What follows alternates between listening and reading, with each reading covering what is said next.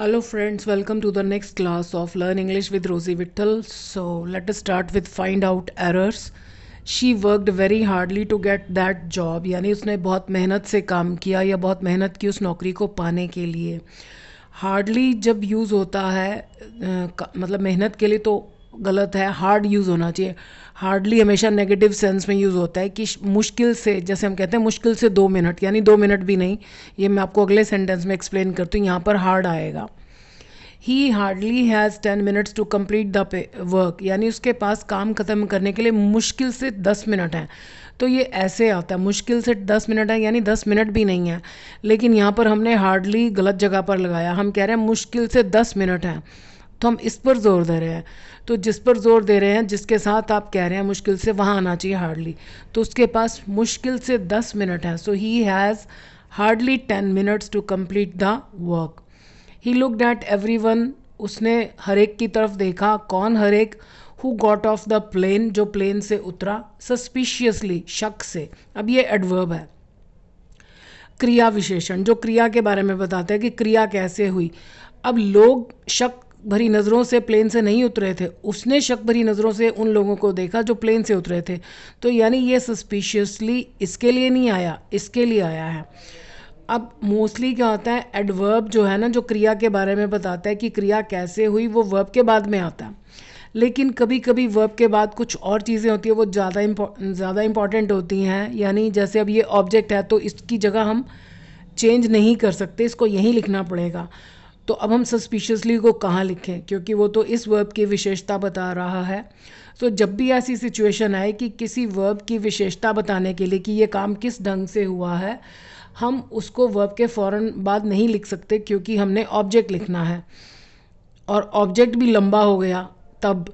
तो हम इसको क्या करते हैं, वर्ब से पहले लिख देते हैं, क्योंकि काम तो इसका वर्ब के बारे में ही बताना है. तो यहाँ पर ये आएगा, he suspiciously looked at every one who got off the plane.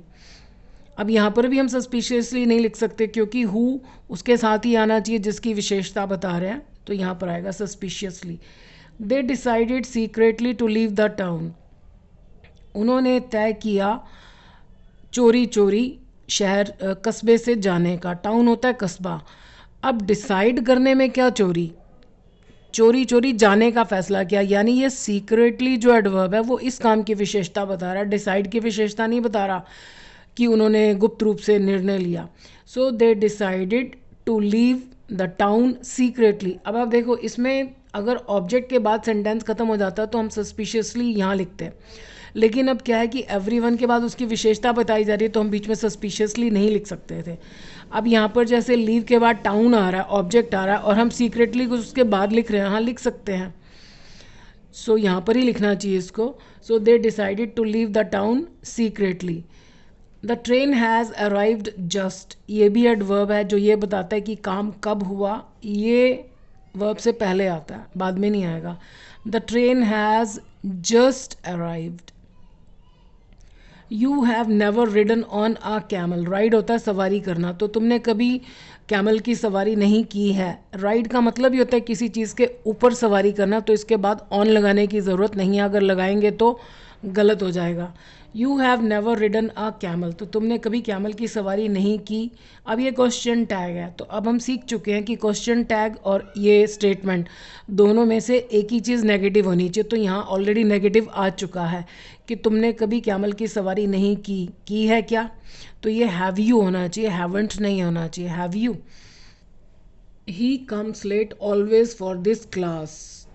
Always भी एडवर्ब है जो ये बताता है कि काम कितनी बार हुआ.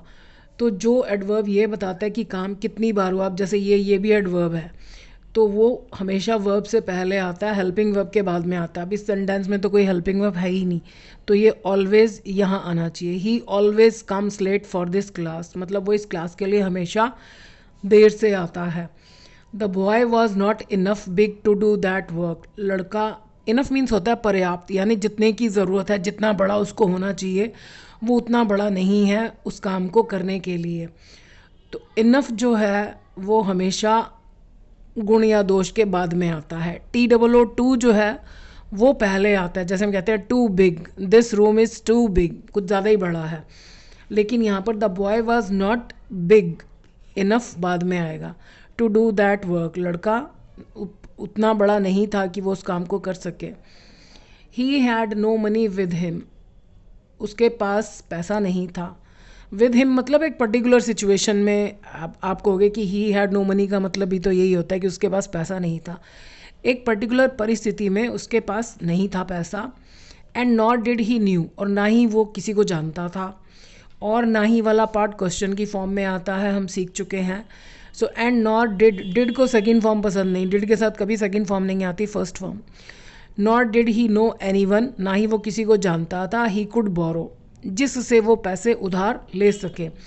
अब अगर हम इसको ध्यान से देखें, ही कुड बोरो मतलब वो उधार ले सके, वह ना ही वो किसी को जानता था, वह पैसे उधार ले सके, जिससे गायब है।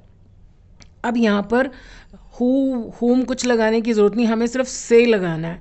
तो ये होना चाहिए कि he not did he know anyone, he could borrow from, यहाँ पर फ्रॉम आना चाहिए एंड में।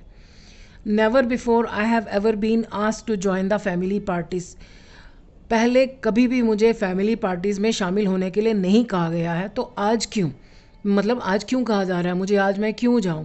तो जब हम बात पर जोर देते हैं कि पहले कभी नहीं ऐसा हुआ है, और सेंटेंस भी पहले कभी नहीं से शुरू हो रहा है, नेवर बिफोर, तो उसके बाद जो ये फर्स्ट पार्ट है ये हमेशा क्वेश्चन की फॉर्म में होता है। इंग्लिश में बहुत बार किसी बात को नाटकीय रूप देने के लिए या उस पर जोर डालने के लिए सेंटेंस को एक सिंपल सेंटेंस की तरह शुरू ही नहीं किया जाता। स्टार्टिंग में या तो एडवर्ब आ जाता है या एडजेक्टिव आ जाता है, तो पीछे वाला सेंटेंस क्वेश्चन की फॉर्म में हो जाता है। अब आप जैसे यहाँ देखो, नॉर डिड, ये हम क्वेश्चन पूछ नहीं रहे हैं लेकिन ये क्वेश्चन की फॉर्म में है। ऐसे ही नेवर बिफोर, ओनली देन, तब जाकर, लिटिल डिड ही नो, उसे क्या मालूम था। लिटिल डिड ही नो तो हम कर चुके हैं। जैसे हम कहते हैं तब जाकर उसने मुझे सच बताया। So then only then did he tell me the truth, only then did he tell me the truth. So ऐसे ही never before have I ever been asked, कभी पहले मुझसे नहीं कहा गया है to join the family parties, मतलब कोई नाराज़ होकर बोल रहा है कि आज क्यों कहा जा रहा है, पहले तो तुमने मेरी कभी खबर ही नहीं ली। तो ये हैव यहाँ आना चाहिए। सो आई होप आपने आज फिर कुछ पुराना रिवाइज किया होगा, कुछ नया सीखा होगा। अगर वीडियो अच्छी लगी हो तो जिन लोगों के लिए यूज़फुल हो सकती है, आपके फ्रेंड्स के लिए, रिलेटिव्स के लिए, तो प्लीज़ ज़रूर शेयर कीजिएगा। और मुझे कमेंट्स भी डालते रहिएगा कि आप, अगर मैं इसमें कुछ और इम्प्रूवमेंट कर सकती हूँ या आप और क्या चीज़ें इंक्लूड करना चाहते हैं, तो you are always welcome. So I wish you all the best. Thank you for watching.